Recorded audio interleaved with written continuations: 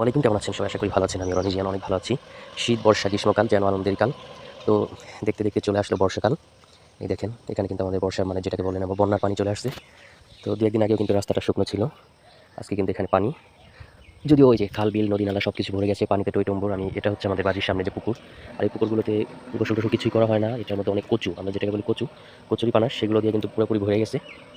তো দেখেন, আর আপনাদেরকে আমি পুরো একটা বর্ষার ভিডিও দেখাবো। পানিটা আরেকটু বাড়লে নৌকা দিয়ে ঘুরতে যাব, তখন কিন্তু আমি আপনাদেরকে পুরো বর্ষার সৌন্দর্যটা শেয়ার করবো আপনাদের সাথে ফুল ভিডিওতে। তো ততক্ষণ ভালো থাকবেন, সুস্থ থাকবেন।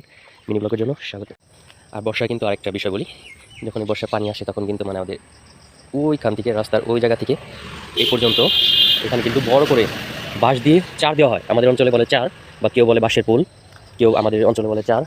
তো এই চার বা পুল এটা দেওয়া হয়, আর সেটাও কতটুকু বড় করে দেওয়া হয় দেই আমরা, তো সেটা আপনাদের সাথে শেয়ার করবো।